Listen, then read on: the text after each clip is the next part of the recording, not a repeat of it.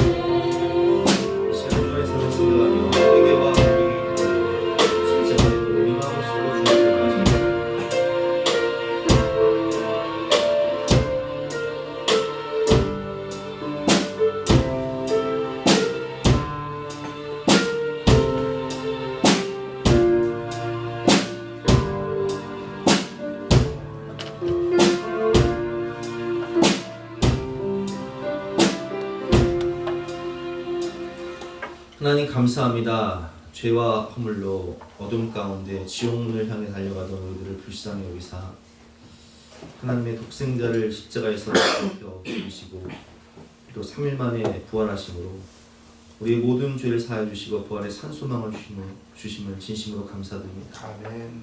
오늘도 주님 사랑의 품 안에 안겨 주님과의 사랑이 회복되고 또 사명이 회복됨으로 더욱더 주님을 닮아가고 주님을 기쁘시게 하는 인생으로 변화시켜 주시옵소서. 아멘. 감사드리며 거룩하신 예수 그리스도 이름으로 기도드렸사옵나이다. 아멘. 만일 우리가 죄가 없다고 말하면 스스로 속이고 또 진리가 우리 속에 있지 아니할 것이요 만일 우리가 우리 죄를 자백하면 그는 미쁘시고 의로우사 우리 죄를 사하시며 우리를 모든 불의에서 깨끗하게 하실 것이라. 그러므로 주 예수 그리스도 안에 있는 자에게는 결코 정죄함이 없느니라. 아멘. 아멘. 사죄를 확신하며 다같이 사도신경으로 우리의 신앙을 고백하시겠습니다. 나는 전능하신 아버지 하나님 천지의 창조주를 믿습니다. 나는 그의 유일하신 아들 우리 주 예수 그리스도를 믿습니다. 그는 성령이 되어 동정녀 마리아에서 나시고 본디오 빌라도에게 고난을 받아 십자가에 못 박혀 죽으시고 장사인 뒤 사흘 만에 죽은 자 가운데서 다시 살아나셨으며 하늘에 오시어 전능하신 아버지 하나님 우편에 앉아 계시다가 거기로부터 살아있는 자와 죽은 자를 심판하러 오십니다. 나는 성령을 믿으며 거룩한 공교회와 성도의 교제와 죄를 용서받는 것과 몸의 부활과 영생을 믿습니다. 아멘. 다 같이 앉으셔서 함께 찬양하시겠습니다.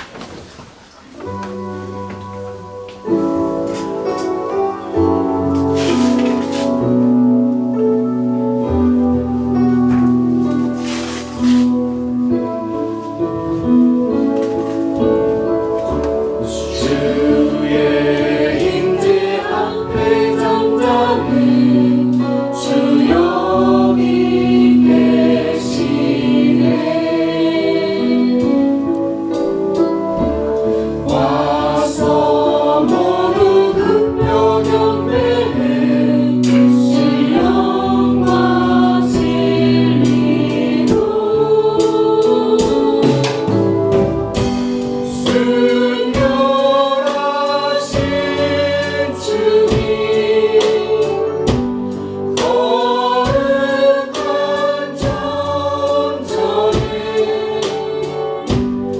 주의 임재 앞에 잠잠히 주 여기 계시네.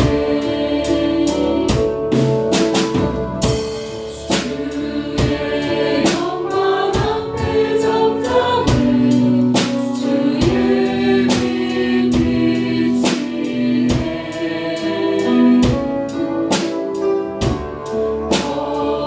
거룩한 불 태우시며 영광의 반스네. 그 영광 찬란해 빛드신 우리와 주의 영광 앞에 잠잠해 주의 빛 비추네. 주님은 다르게 잊지 못함 없네. 주의 능력 앞에 잠잠해 주 역사하시네. 자, 성령의 임재와 예배를 위해서 합심해서 기도하신 이후에 우리 대표에서 기도 삼가 대표로 기도하시겠습니다.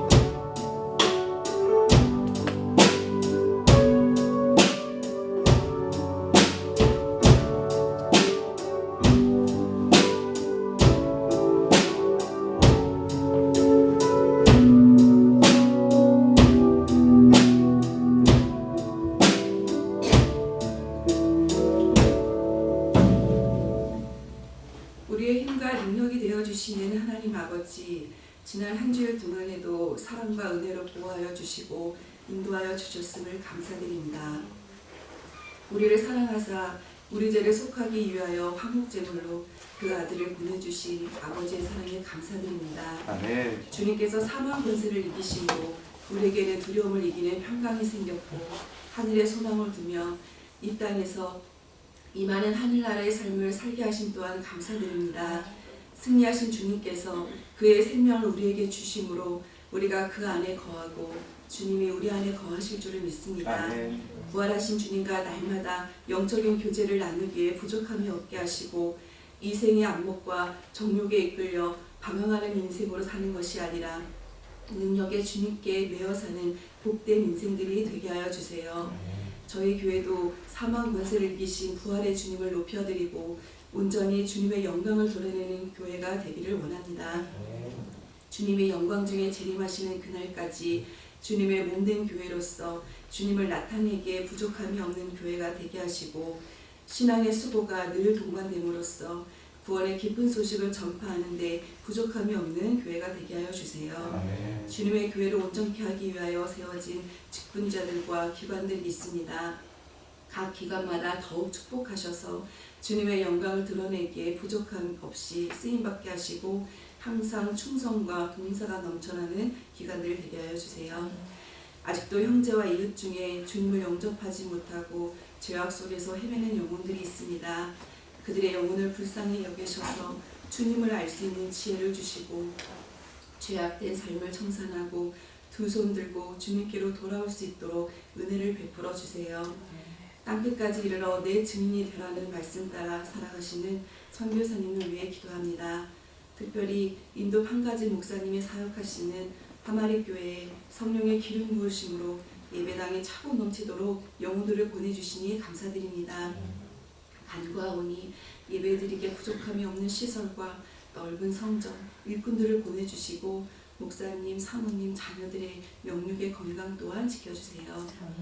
아버지, 마음의 상처로 인하여 육신의 질병으로 인하여 혹은 출타 중이어서 주님의 제단에 오르지 못한 심령들이 있습니다. 주님께서 친히 그들과 동행하여 주셔서 마음의 상처를 입은 심령들에게는 상처를 싸매시는 사랑을 베풀어 주시고 육신의 질병으로 고통당하고 있는 심령들에게는 주님의 권능의 오른팔로 병을 고쳐주시며 출타 중에 있는 심령들에게는 주께서 그곳까지 동행하셔서 무사히 돌아올 수 있도록 그 길을 예비하여 주세요. 이 시간 참석한 모든 심령들이 주님의 살아계신 말씀의 능력을 체험할 수 있도록 하기 위하여 말씀을 들고 단위에 서시는 목사님을 성령의 능력으로 강력하게 붙드셔서 말씀을 듣는 저희들이 약한 심령이 쪼개지고 더러운 심령이 되어지는 은혜의 시간이 되게 하여 주세요. 오늘 드리는 이 예배가 기쁨과 사랑이 넘치는 잔치가 되게 하여 주시기를 간절히 원하오며 생명의 양식이 되시는 예수 그리스도의 귀하신 이름으로 기도드렸습니다. 아멘.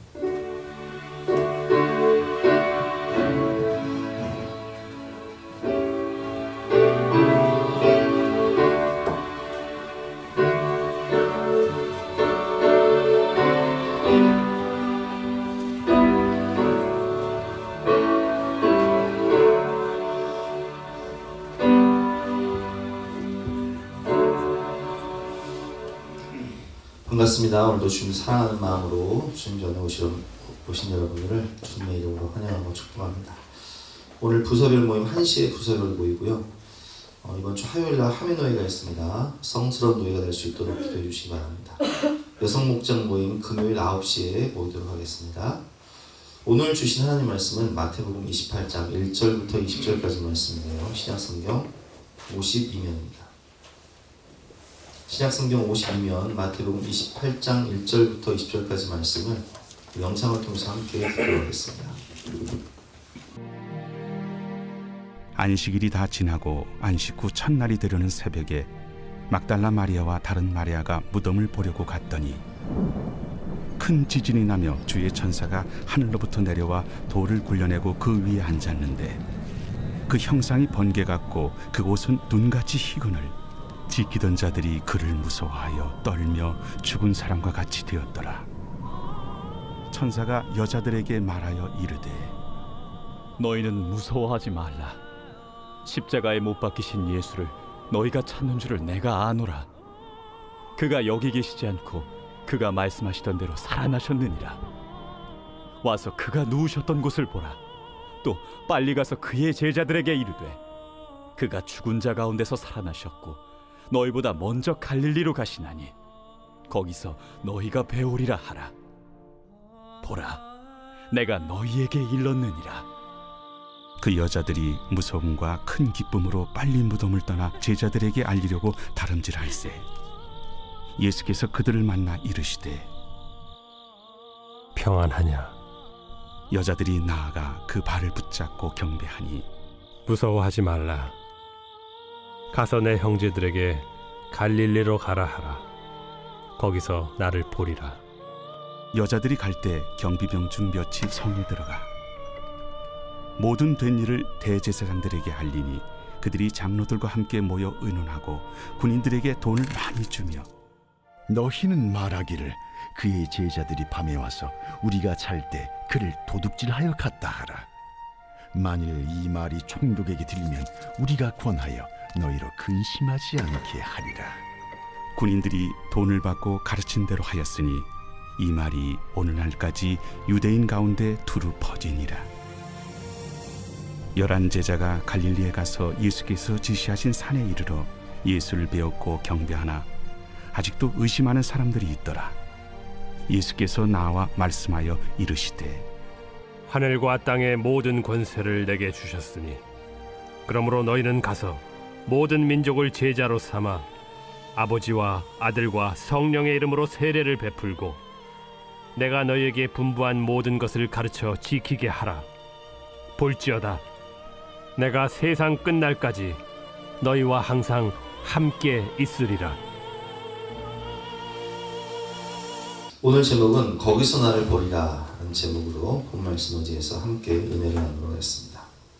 부활하신 예수님을 가장 먼저 만난 사람은 2명의 여인이었죠. 1절 말씀 보면 안식일이 다 지나고 안식 후 첫날이 되는 새벽에 막달라 마리아와 다른 마리아가 무덤을 보려고 갔더니 이스라엘의 장례 문화는 사람이 이제 사망하게 되면 당일날 바로 이렇게 장례를 해요. 근데 오늘 예수님이 묻힌 이 무덤은 사람이 한 번도 묻히지 않은 새 무덤이에요. 근데 예수님께서 살아계실 때 머리들 곳조차 없으신 가난한 분이셨는데 어떻게 이 세무덤에 붙였을까요? 아리마대 사람 요셉이라는 공회원, 부자요 공회원이었던 사람이 예수님의 제자였는데, 숨겨진 제자였는데, 그가 니고데모와 함께 예수님이 십자가에서 죽으신 당일날 총독에게 찾아가서 우리가 장례를 치를 수 있도록 도와달라 부탁을 하죠. 그래서 자신과 자신의 집안을 위해서 판 세무덤.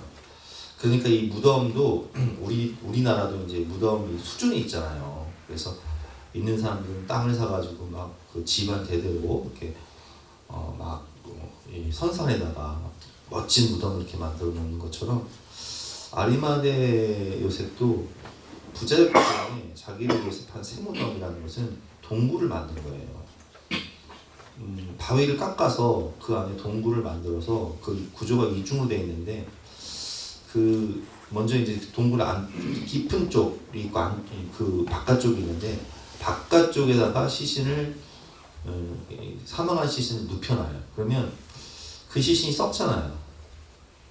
두 번 장례를 치렀는데 그 시신이 썩어서 이제 유골만 남게 되면 그 유골을 추려서 이만한 돌상자에 또 추려서 넣은 다음에 그 돌상자를 쌓아 놓는 내분관이 또 있어요, 안쪽에. 그 굉장히 참 좋은 무덤이겠죠. 그러다 보니까 이 무덤을 이제 지키기 위해서 많은 돌, 그 맷돌처럼 생긴 돌을 굴려서 이 무덤을 막는 거예요. 그게 영인들이 걱정을 하는 거죠. 이 돌을 장정이 한 7명, 8명이 붙어서 이렇게 밀어야 되는 그런 돌이거든요.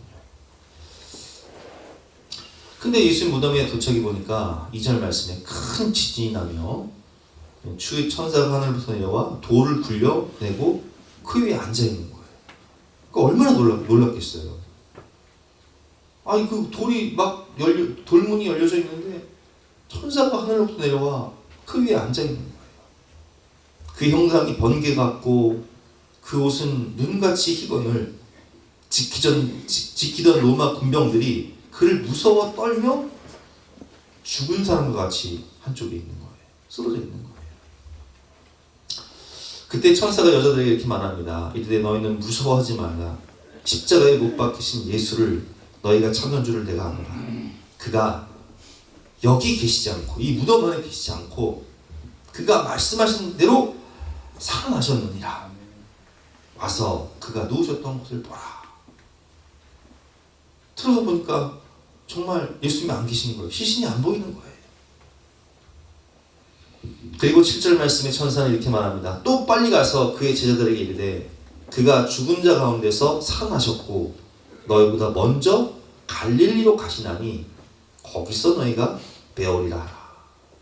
자, 천사가 뭐라고 얘기했어요? 예수님이 살아나셨는데 예수님이 먼저 어디로 가신다고요? 갈릴리로 갈 것이다. 거기서 다시 뵙게 될 것이다.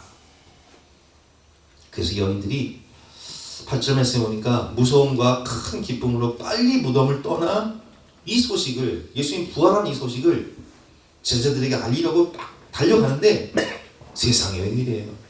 부활하신 예수님 직접 만나는 거예요. 9절 말씀이죠.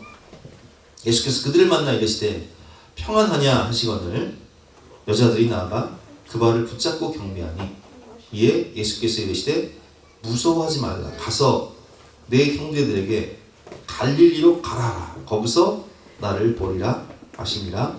아멘. 자, 예수님도 천사가 한 말과 똑같은 말을 해요. 무슨 말이죠? 갈릴리로 가라. 갈릴리 거기서 내가 제자들을 다시 만나게 될 것이다. 그래서 갈릴리로 가라. 그럼 왜 갈릴리로 가라 하실까요? 아니 예루살렘도 있고 뭐 사마리아도 있고 또 여리고도 있고 뭐 많은 도시들이 있잖아요. 근데 왜 하필 예수님께서는 부활하시고 제자들을 갈릴리에서 다시 만나자 이렇게 말씀하실까요? 그 이유를 우리가 배울 텐데요. 첫 번째는 사랑의 회복을 위해서입니다.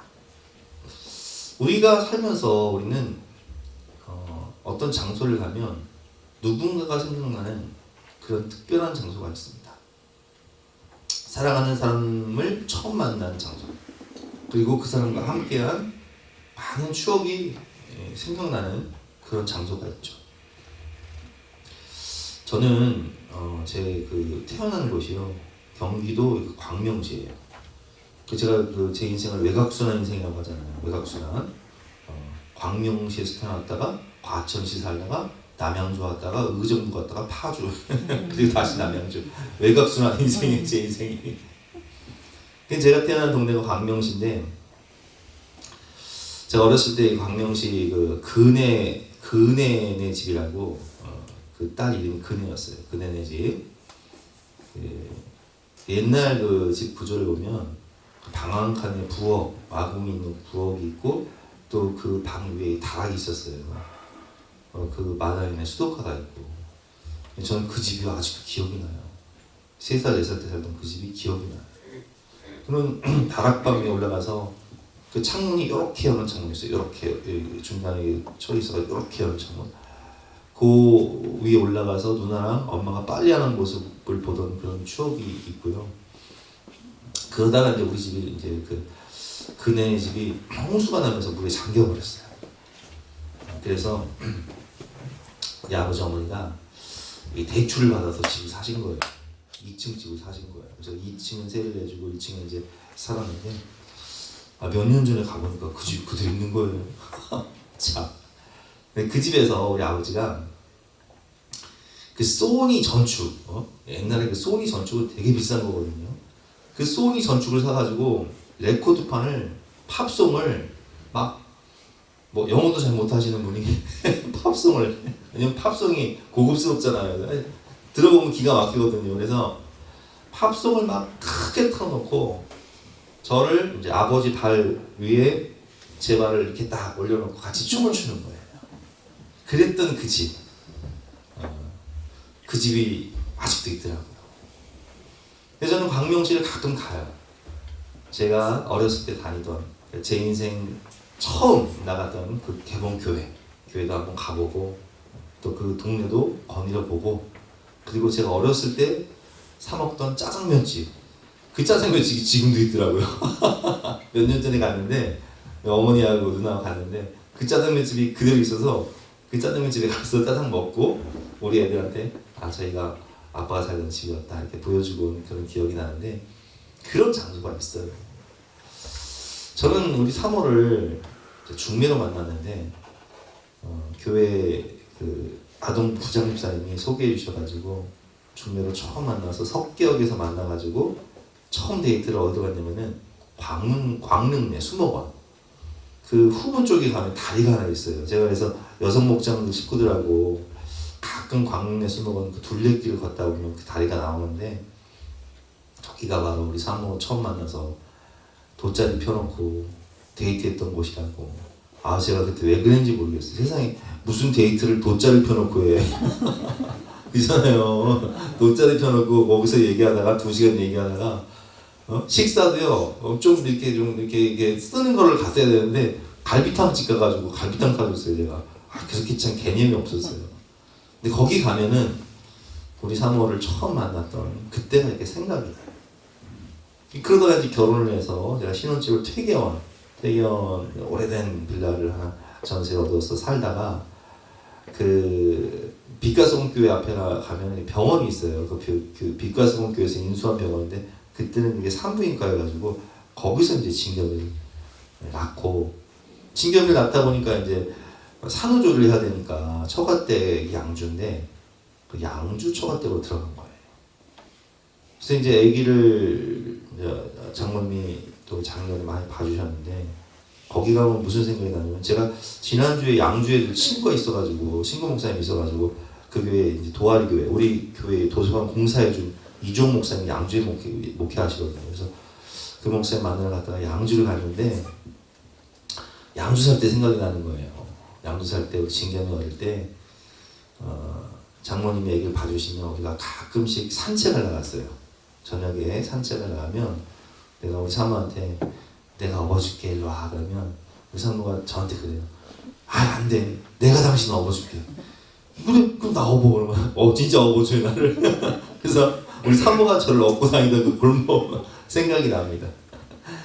그러다 이제 진경이 낳고 그리고 제가 의정부에서 사역을 하게 됐는데 거기서부터 이제 수혜를 낳은 거예요. 수혜를 낳고 용현동에서 수혜를 낳고 밀락동 사이에 산책로가 있는데 우리 수혜를 데리고 진겸이를 데리고 산책을 이렇게 나가면 유모차를 태우고 나가면 아유 우리 수혜는 그때도 얼마나 그냥 생글생글 잘 웃고 애가 뭐 보치지도 않고 울지도 않고 너무 착하고 이쁘고 막 그러니까 교회 막 권사님들이 사탕을 막 너무 줘가지고요 이거 그냥 다 썩었어 어렸을 때 2살 때 이거 다 썩었어. 그러면 그 유모차를 태우고 나가면 이게 썩은 이빨로 웃으면서 막 이렇게 그 의정부가 또 신고했어요. 황 목사라고 여러분 또 아시겠지만 그 의정부가 또 그 생각이 나. 그러다 이제 우리가 지지난주인가 여성 목장 파주를 한번 갔어요. 파주 그 강강술에 가서 점심 먹고 프로방스를 갔는데 파주는 또 제가 또 2년 동안 사역하면서 사랑을 낳은 곳이거든요. 파주 가서 프로방스 가서 같이 차도 마시고 또 애들 데리고 산책하던 그 길, 그 동네 지나치면서 옛날 생각이 나는 거예요. 제가 이런 말씀을 왜 드리냐면은 우리는 어떤 장소를 가면요 특별한 장소가 있어요. 그래서 제가 예를 들면 광명시를 가면 누가 생각이 나겠어요? 저 어릴 때 부모님 또 누나 또 과천에 가면 이제 어릴 때 친구들 생각이 나요.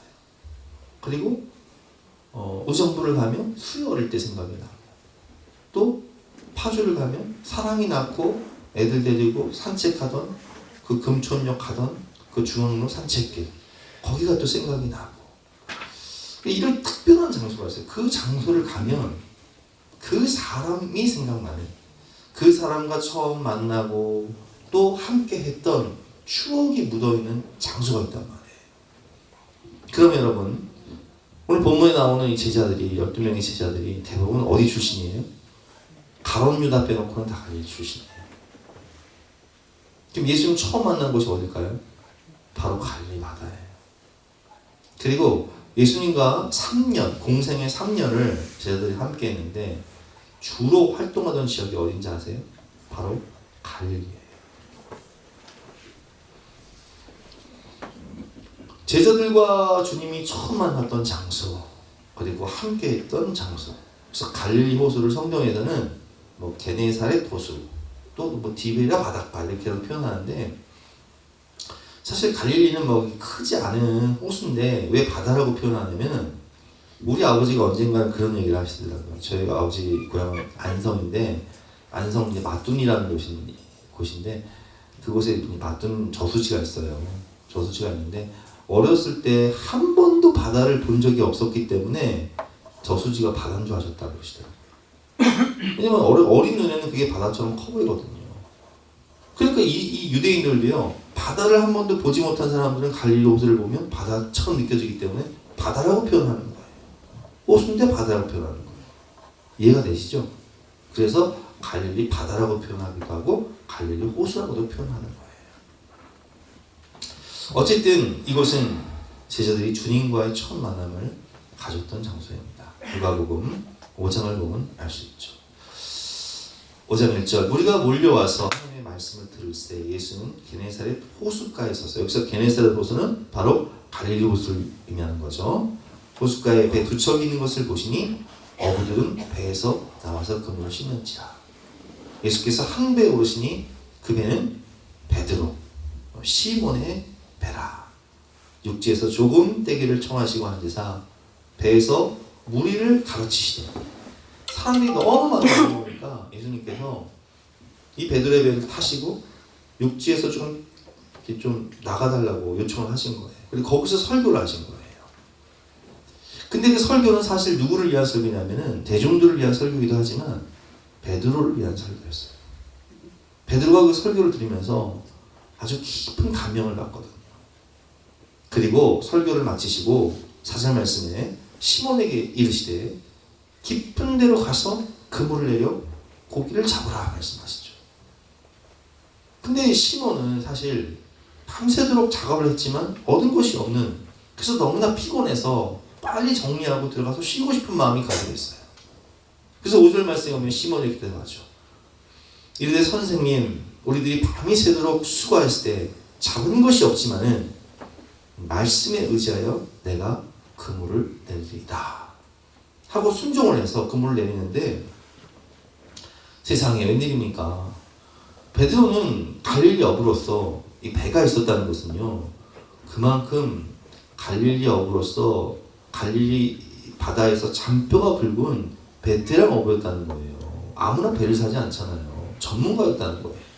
전문가였던 내가 밤새도록 고기를 잡아도 얻은 것이 없었는데 주님 말씀에 의해서 그물을 내리니까 그물이 심이 많아 찢어지는지라, 물고기가 너무 많아서 물고기 잡은 것이 너무 많아서 막 그물이 찢어질 정도로 잡힌 거예요. 근데 그때 베드로가 깨달은 게 뭐냐면, 야, 이분은 갈릴리 바닷속을 꿰뚫고 보시는 하나님이시구나. 그러면 내 인생도 내 과거도 내 모든 죄악도 다 아실 텐데 큰일 났구나. 두려움이 엄습한 거예요. 그래서 베드로는 예수님의 무릎 앞에 납작 엎드려서 주여 나를 떠나소서 나는 죄인으로서이다 이렇게 고백을 해요. 지금 베드로에게는 뭐 물고기 많이 잡아서 대박 난 게 중요한 게 아니에요. 왜냐하면 그분 하나님을 만났거든요. 메시아를 만났거든요. 그래서 주여 나를 떠나소서 나는 죄인으로서이다 이렇게 말하는데 예수님께서 뭐라고 말씀하시냐면 무서워하지 말아라. 이제부터는 내가 사람을 취하리라. 네가 사람 낳는 어부가 되리라 말씀하시며 나를 따르라 하시죠. 그때 동업자였던 야고보와 요한 이런 그 제자들이요 다 예수님을 같이 따르게 되는 거예요. 그래서 이들은 우리가 잘 알고 있는 이 마태복음의 저자인 마태도 우리가 갈릴리 그 북쪽에 있는 도시였던 가버나움의 세관의 세리였단 말이에요. 세리는 어떤 사람입니까? 삭개오도 마찬가지고 마태도 마찬가지고 매국노였어요. 당시 세리는 뭐 그냥 사업하네? 당신 500만 원 버니까 250만 원 세금 내. 때리면 내야 돼요. 안 내면 어떻게 될까요? 압류가 들어가요. 그럼 250만 원을 내면은 125만 원은 로마에 바치고 125만 원은 내 거예요. 그러니까 얼마나 사람들한테 욕을 먹었겠어요. 돈을 벌기 위해서 수단과 방법을 가리지 않고 매국노 역할을 하는 세리 마태를 주님 부르시거든요. 마태는 그렇게 살았지만 사실 영생에 대한 진리에 대한 갈망이 있었다고요. 내가 잘못 살아가고 있는 걸 깨닫고 정말 회개하고 변화되고 싶은 마음이 있었다고요. 그때에 예수께서 그곳을 떠나 지나가시다가 마태라는 사람이 세관에 앉은 것을 보시고 이르시되 나를 따르라 하시니 일어나 따르니라. 그리고 마태복음의 저자가 되고 순교자가 되죠. 자, 이 마태도 갈릴리의 가버나움이라는 도시의 세관의 세리였다라는 걸 알 수 있고, 그래서 이 갈릴리 바다를 중심으로 어떤 일이 일어나냐면은 이제 여기 성지순례 가보면 산상수훈을 가르친 팔복교회가 있어요. 팔복교회가 있고 오병이어의 기적을 행하신 그런 언덕이 있죠. 그리고 베드로 수익공 교회라고 해서 오늘 본문 이제 그 요한복음 21장에 나오는 그 베드로를 다시 만나서 내가 나를 사랑하느냐 물으시며 내 양을 먹여라, 내 양을 치라 말씀하신 그 장소, 그 바닷가 바위 위에 세워진 베드로 수익권 교회가 여기 있고, 그리고 우리가 너무 잘 아는 대로 예수님이 풍랑을 잠잠케 하신 것도 갈릴리고, 베드로와 함께 무리를 걸으신 것도 갈릴리고, 그리고 가다라 지방에 군대 귀신을 고쳐주신 것도 갈릴리 바다고, 그러니까 많은 추억이 있는 장소가 바로 갈릴리라는 것이에요. 왜 갈릴리로 부르셨을까요? 지금 제자들은 십자가의 겟세마네 동산에서 붙잡히신 예수님, 십자가에 달리신 예수님, 죽는 게 무서워서 어떻게 했어요? 베드로는 나는 그 사람을 모른다, 저주하고 맹세하며 부인했어요. 다른 제자들 어때요? 다 예수님 버리고 떠나갔어요. 요한만 십자가에 못 박혀 죽을 때 따라갔을 뿐이죠. 사촌 동생이니까. 예수님과의 관계가요 완전 틀어져 버린 거예요. 왜냐면 내가 죽을지언정 나는 주님을 버리지 않겠습니다 고백했던 그 사람들이, 다 모를지라도 나는 주님을 따르겠습니다 고백했던 그 사람들이 예수님 버렸잖아요. 배신했잖아요. 관계가 깨져버린 거예요. 그 관계가 깨진 상태에서 예수님은 제자들을 어디로 초청하시냐? 얘들아, 내가 부활하고 살아날 테니 우리 갈릴리에서 다시 만나자.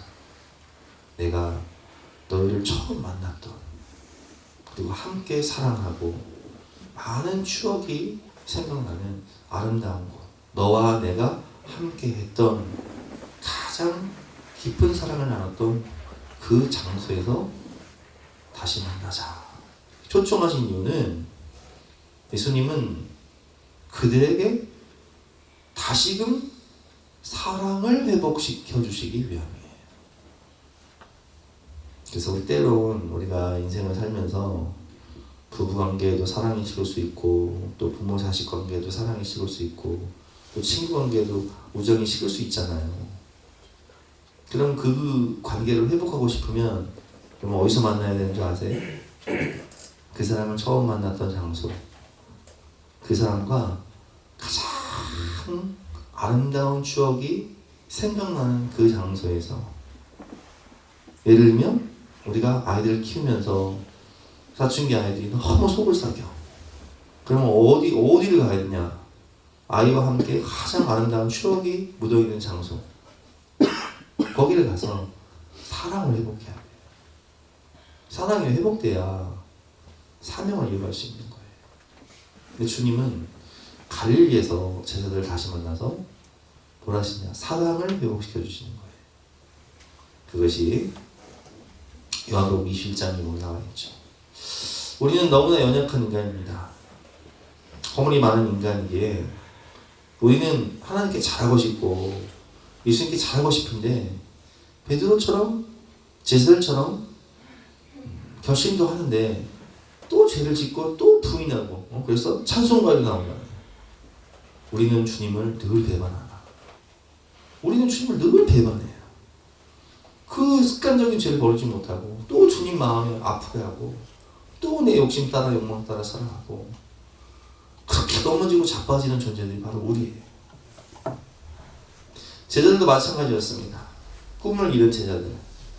그들은 세상을 변화시키고자 정말 주님을 죽기까지 따르겠다고 고백하며 주님을 따랐지만 정작 자신도 변화시키지 못하는 초라한 나, 죽음 앞에서 벌벌 떨면서 예수님을 부인하고 저주했던 나 같은 존재가 어떻게 세상을 변화시킬 수 있겠는가. 낙심하고 다시 고기를 잡으러 가게 됩니다. 그랬던 그들을 주님은 다시 갈릴리 바다에서 만나십니다. 요한복음 21장 말씀이죠. 그 후에 예수께서 디베라 호수에서, 여기서 디베라 호수는 어디라고요? 갈릴리 호수. 또 제자들에게 자기를 나타내셨으니 나타내신 일은 이러하니라. 시몬 베드로와 디두모라 하는 도마와 갈릴리 사람 나다나엘과 세베대의 아들 야고보와 요한이죠. 야고보와 요한과 또 다른 제자들이 함께 있더니 7명의 제자들이 함께 고기를 잡는 거예요. 시몬 베드로가 나는 물고기 잡으러 가노라 하니 그들이 우리도 어부니까 우리도 같이 고기나 잡으면서 그냥 어부로 돌아가겠다 생각하고 우리도 함께 가겠다 하고 나가서 배에 올랐으나 그날 밤에 아무것도 잡지 못했더니 희한하게 예수님을 처음 만났던 때와 똑같은 상황이 벌어지는 거예요. 그날 밤에 아무것도 잡지 못해요. 날 셀 때, 날 샜다 이렇게 얘기하잖아요. 날 셀 때 밤이 맞도록 수고했지만 얻은 것이 없는 거예요. 예수께서 바닷가에 서 있으나 제자들이 예수이신 줄 알지 못하는. 예수께서 이르시되 얘들아 너에게 고기가 있느냐? 대답하되 없나이다. 이르시되 그물을 배 오른편에 던져라. 처음 만났을 때는 깊은 데에 그물을 던져라 말씀하셨죠. 근데 이번에는 그물을 오른편에 던져라. 왜냐하면 예수님은 갈릴리 바다를 다 뺏고 보고 계시니까 이번에는 오른편에 던지라는 거예요. 그 그냥 잡으리라 하시니 이에 던졌더니 물고기가 많아 그물을 둘 수 없더라. 똑같은 상황 벌어지는 거예요. 그때 예수께서 사랑하시는 그 제자 누구죠? 요한이죠. 요한이 베드로에게 이르되 주님이시라. 예수님이시네. 이렇게 얘기하니까 이 막 성질 급한 베드로가 바로 그냥 바다에 뛰어들어요. 베드로가 벗고 있다가 주님이라 하는 말을 듣고 겉옷을 두른 후에 바다로 뛰어내리더라. 육지에 올라가 보니까 숯불이 있는데 그 위에 생선이 놓였고 예수님께서 제자들을 위해서 떡과 생선을 구워주시면서 와서 조반을 먹으라 하시고 이제 물으시는 거죠. 뭘 물으시냐? 베드로에게 이렇게 물으시는 거예요. 15절 말씀.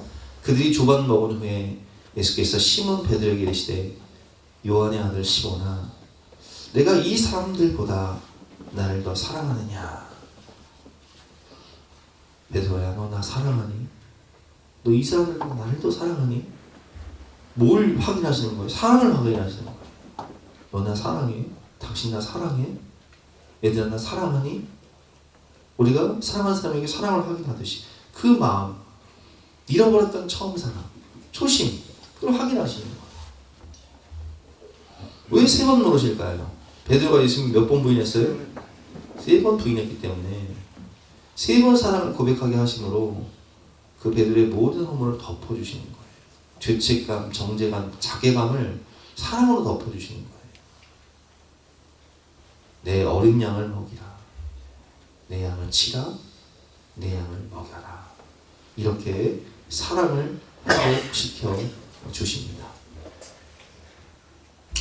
우리는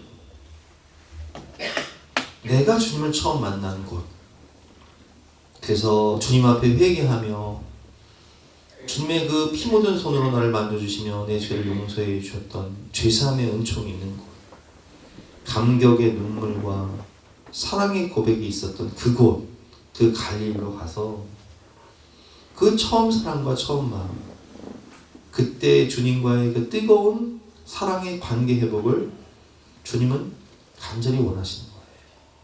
그래서 오늘 10절 말씀에 보면 가서 내 형제들에게 갈릴리로 가라 하라. 거기서 나를 보리라. 이렇게 말씀을 하시는 것입니다. 우리에게는 사랑의 관계 회복이 필요해요. 주님과의 사랑의 관계 회복, 가족과의 사랑의 관계 회복, 이웃과의 사랑의 관계 회복이 필요하기 때문에 주님께서는 갈릴리, 거기서 너희가 나를 다시 배우리라 말씀을 하고 계신 것입니다. 우리 이 시간 함께 찬양하고 기도할게요. 주님, 내가 주님을 처음 만난 그곳, 뜨거운 감격, 주님과의 아름다운 추억이 있는 그 갈릴리에서 다시금 처음 마음과 처음 사랑이 회복될 수 있도록 은혜를 베풀어 주시옵소서. 찬양하고 기도하는 시간 갖도록 하겠습니다.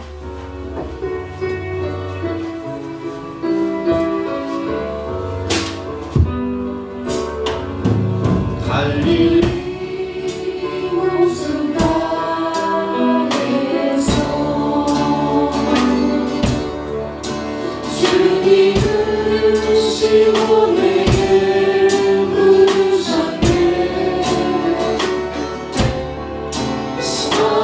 사랑하는 시몬아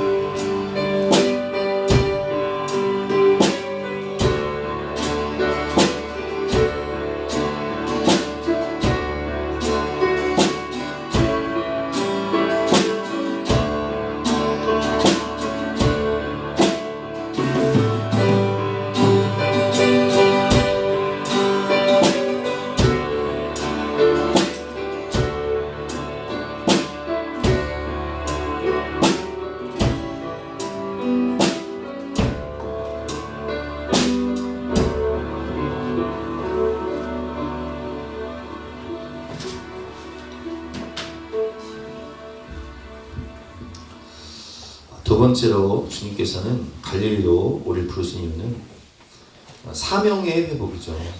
사명을 부여해 주시기 위해서 부르시는 거예요. 지금 본 영상은 베드로와 예수님이 다시 만났던 그곳에 세워진 베드로 수익권 교회인데요. 이곳에서 예수님은 제자들에게 떡과 고기, 생선을 구워주시면서 사랑 고백을 받으시고 그리고 베드로에게 사명을 부여해 주십니다. 내 어린 양을 먹여라. 내 양을 치라.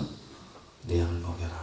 잠깐 그 영상을 통해서 그것을 보도록 하겠습니다.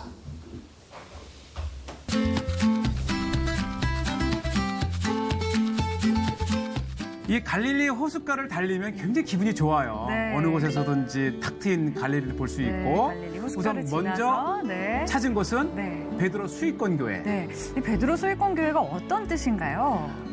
요한복음 21장에 보면 네. 이제 내 양을 먹이라 네. 이렇게 해서 예수님과의 그 대화 네. 장면도 나오는 곳인데 네.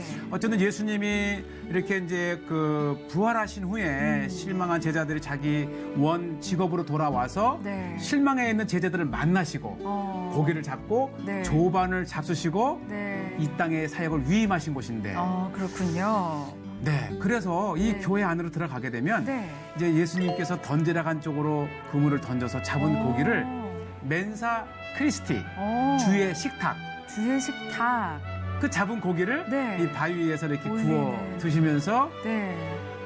나눈 대화가 바로 네. 요한복음 21장에 있는 네. 그래서 이렇게 교회 예배당 안에 큰 돌이 있는 그렇죠. 건가요? 이곳이 이제 주님과 베드로가 네. 식탁을 드셨고 네. 이곳에서 내가 나를 사랑하느냐 내가 나를 사랑하느냐 세 번을 부르시잖아요. 네. 내가 주님을 그때 사랑하는지 주님이 아십니다. 그렇죠. 네. 그 고백을 했을 때에 이제 이 땅에 네. 사역을 내가 너에게 맡긴다 하면서 이제 그래서 이곳에 아까 화면 처음에 나왔던 것처럼 네. 그 교황께서 방문하신 곳이에요. 아, 그래요? 아까 사진이 잠시 예. 있었어요. 입구 쪽에요. 네. 일대 교황이 베드로잖아요. 네. 그 근거는 바로 네. 이곳에서 예수님 그 사역을 맡기신 곳. 네. 그래서 이 네. 문 입구에 그러한 그 사역에 대한 네. 다양한 그림이 있고 네, 조각으로 또 이곳에서 이제 남겨놓고. 교황이 방문한 네, 교황 방문한 흔적도. 천주교에서는 전례가 굉장히 중요합니다. 네, 또 문에 이렇게 새겨놓는 것도 약간 천주교 특징 같기도 하고요. 맞아요. 네. 중요한 그 저기신데 대부분 중요 교회에는 네. 청동 문을 그냥 문으로 만들지 않고 네. 이곳이 어떤 곳인지를 이렇게 이제 청동으로 문을 통해서 예수 나타낼 수 그렇죠. 있게끔. 네, 그렇군요. 자, 이곳은 어디예요? 이 그림은 특히 아침 나절에 보면 굉장히 은혜가 되는데 예수님께서 베드로에게 네. 이 땅에 네. 사역을 맡기시는 것이죠. 내 양을 먹이라. 하는 그 장면을 이렇게 조각상으로 네, 이 사진만 나타내는. 보더라도 네. 정말 주님께서 나에게 오늘 무슨 사역을 맡기셨고 네. 내가 어떠한 마음으로 그렇죠. 임해야 된다는지를 네. 결심하게 하는 곳이죠. 아, 그렇군요. 자, 이것이 네. 이 교회가 처음 지어졌을 때는 이게 이 바닷가에서 바로 들어가게 돼 있었답니다. 네. 바로 이곳이죠. 네. 근데 물이 계속 낮아지면서 네. 저것이 이제 물가에서 멀어지긴 했지만 네. 옛 초기의 이 모습을 볼 수 있고 이렇게 그러게요. 네. 공중에서 보니까 아담하고 네. 이렇게 얼마나 이렇게 지어진 것인지를 알 수가 있는데요. 네. 이것이 이렇게 바로 항공으로 보니까 바닷가 바로 옆에 있었다는 게 딱 그렇죠. 보여요. 저 바위 모습이나 이런 그러니까 것들이. 떨어져 있는 만큼 네. 이제 물이 줄어들었고 네. 아마 유일하게 기념 교회를 찾으면서 갈릴리 호수에 발을 담글 수 있는 곳이에요. 그렇군요. 참 네. 교회에서 또 안을 또 보면서 은혜를 받고 또 이렇게 넓은 갈릴리 호수를 보면서 마음이 네. 트이고 네, 그럴 수 또 있는 이렇게 곳이네요. 조약들도 조약들. 좀 네. 들어볼 수 있고 네, 맞습니다. 여기 신풍속도인데요. 예전에 네. 베드로 때는 이곳에 어부의 배가 떴다면 네, 지금 카약인가요? 예, 저게? 맞아요. 네. 오늘날에는 이렇게 이제 카약도 타고 네. 또 이렇게 카약을 타면서 교회까지 들어갈 수도 있고. 네, 그러게요. 또 이제 문화가 변화하면서 또 새롭게 그렇죠. 만나볼 수 있는 사실 갈릴리 장면들이네요. 호수가 네. 이렇게 우리에게는 성지이기도 하지만 이스라엘 사람들에게는 또 유일하게 호수를 느낄 수 있는 휴양지이기도 해요. 네, 그렇군요. 물이 있는 곳이니까. 네. 그렇군요. 특히 이제 우리가 화면에 안 나오지만은 네. 이 갈릴리 선상 예배라 해서 네.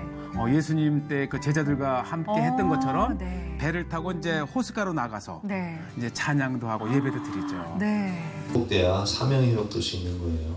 주님과의 뜨거운 사랑이 회복돼야 목양의 사역을 할 수 있는 거고 또 우리가 자녀를 양육하면서도 사랑이 회복되지 않으면 사명을 회복하기가 힘들어요. 모든 관계에 있어서 사랑이 회복돼야 사명이 회복될 수 있는 것입니다. 결혼 생활도 마찬가지고, 또 우리가 어떤 그 큰 위대한 일을 할 때도 주님께 부여받은 뜨거운 가슴, 엔진, 열정이 회복돼야 사명을 회복할 수 있는 것입니다. 주님께서는 죄인이었던 우리 베드로와 같이, 제자들과 같이 내가 죽을지언정 다른 사람은 다 줄을 벌지라 나는 주님 떠나지 않겠습니다 고백은 했지만, 늘 주님을 배반하고 주님 마음 아프게 하고 죄 짓고 넘어지고 자빠지는 우리, 그런 우리들을 주님께서는 찾아오셔서 말씀하시죠. 내가 너를 사랑한다. 내가 너를 영원히 사랑한다. 내가 너를 죽기까지 사랑한다. 나는 너를 끝까지 사랑한다. 말씀하시면 우리에게 물으세요. 너는 나를 사랑하느냐? 여러분, 주님이 얼마나 나를 사랑하시는지를 깨닫게 되면 우린 또 뭘 깨닫냐면은, 주님이 나를 사랑하시는 것과 같이 내가 죄인 되었을 때, 우리가 아직 죄인 되었을 때 그리스도께서 우리를 위하여 죽으심으로 하나님이 우리에 대한 자기 사랑을 확증하신 것처럼, 주님은 우리 자녀들도, 우리 다음 세대도, 또 우리 모든 성도들도, 또 우리 안에 들지 않은 저 밖에 아직 구원받지 못한 영혼들도 주님은 정말 죽기까지 사랑하시는구나. 마치 사마리아 우물가에 있는 그 여인, 이방인이었던 그 여인을 사랑하시는 주님. 거라사 광인, 군대 귀신 들려서 자기 몸을 해하며 잠도 못 자고 그 짐승같이 살던 그 영혼을 사랑하셔서 그 갈릴리 바다를 건너서 풍랑 속에서 죽을 뻔한 위기 가운데 그 거라사 광인을 고쳐주시면서 그 인생을 회복시켜 주신 주님의 그 사랑처럼, 주님은 나를 사랑하는 것과 같이 우리 가족들과 믿지 않는 영혼들도 사랑하신다는 거예요. 그래서 주님께서는 오늘 18절부터 20절에 이렇게 말씀하십니다. 16절 말씀 보겠습니다. 11 제자가 갈릴리에 가서 예수께서 지시하신 산에 이르러 예수를 배웠고 경배를 합니다. 그 갈릴리에서 주님 무슨 말씀하세요? 갈릴리 마을 그 숲속에서 주님 그 11 제자 다시 만났어. 마지막 그들에게 부탁하시기를, 너희들은 가라, 저 세상으로 가서 제자 삼아라. 오늘도 죄가 죄인지도 모르고 어둠 가운데 지옥의 문을 향해 달려가는 저 불쌍한 인생들, 나는 그 영혼들도 내가 너를 사랑하는 것처럼 나는 그 영혼들도 사랑하니 가서 제자 삼으라. 하늘과 땅의 모든 권세를 내게 주셨으니 그러므로 너희는 가서 모든 민족을 제자로 삼아 아버지와 아들과 성령의 이름으로 세례를 베풀고 내가 너에게 분부한 모든 것을 가르쳐 지키게 하라. 볼지어다 내가 세상 끝날까지 너희와 항상 함께 있으리라 하시니라. 아멘. 여러분, 사명이 회복되면, 복음의 진수가 무엇입니까? 주님이 나를 죽기까지 영원토록, 죄인된 나를 위해 그렇게 나를 끝까지 사랑하시고 십자가에서 죽기까지 사랑하시고 부활하셔서 산소망을 주신 것처럼, 아직 구원받지 못한 우리 가족들도, 친척들도, 이웃들도, 친구들도 그렇게 사랑하신다는 거예요. 그래서 우리 보내시는 거죠. 가서 그 영혼들에게 세례를 주고 아버지와 아들과 성령의 이름으로 세례를 주고, 내가 너에게 가르친 모든 것들을 너도 그들에게 가르치고 가서 제자 삼아라. 내가 그 영혼들도 살리길 원한다 말씀하십니다.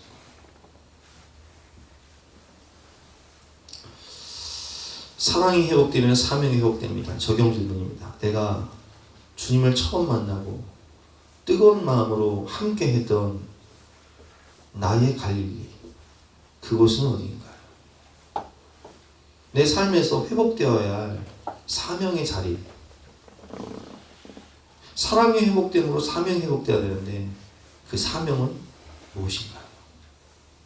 주님께서는 우리를 사랑하시고 우리에게 사명을 다시금 부여해 주시기를 원하십니다. 우리 함께 주신 말씀 생각하면서 찬양하고 기도하는 시간 갖도록 하겠습니다.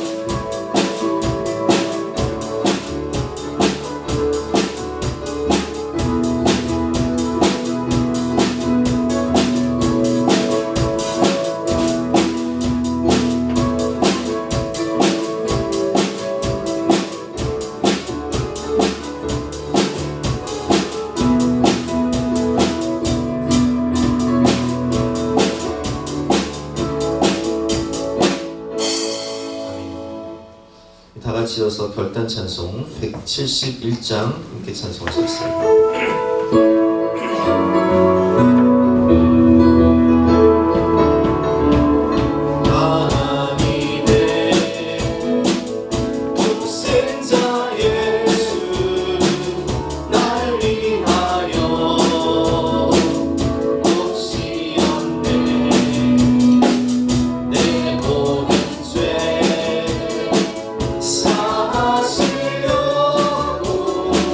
십자가 지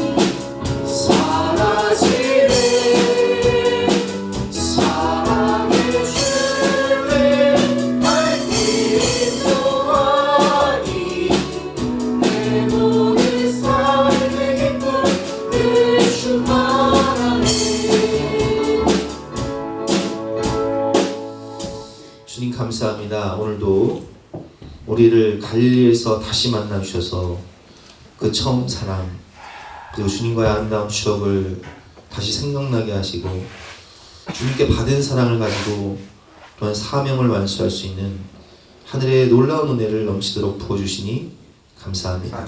하나님 오늘도 신령과 진정으로 예배드리며 하나님의 사랑 안에 거하는 하나님의 백성들에게 너희가 내 안에 거하고 내 말이 너희 안에 거하면 너희가 무엇인지 원하는 대로 구하라. 그러면 주시라 약속하셨사오니 믿음으로 구할 때 모든 신령한 축복과 은혜를 받게 하여 주시옵소서. 먼저 그의 나라와 그의 의를 구하는 하나님의 백성들 가정에 풍성한 물질을 허락하여 주시고 평안을 허락하여 주시옵소서. 감사드리며 예수 그리스도 이름으로 기도드렸사옵나이다. 아멘. 지금은 우리 구주 예수 그리스도의 은혜와 하나님의 영원하신 사랑과 성령님의 감화감동 역사하심이 우리 모든 성도님들 머리 위에 앞날 위에 가정 위에 지금부터 영까지 함께 하시기를 간절히 축원하옵나이다. 아멘.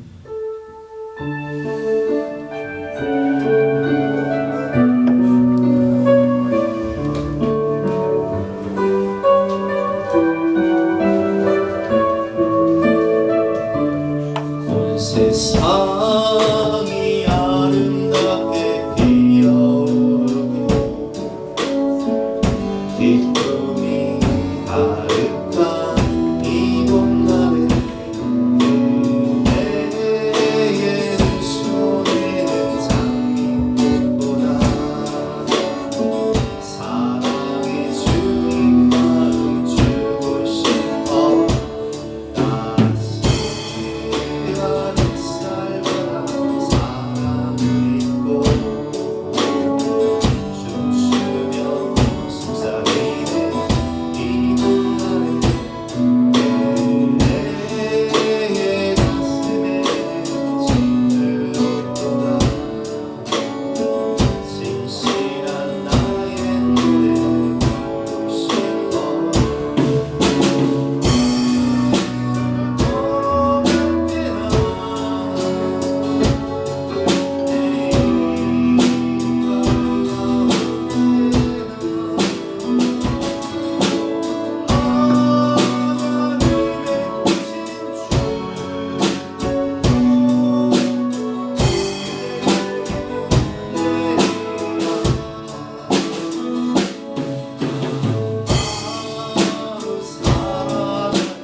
인생 속에서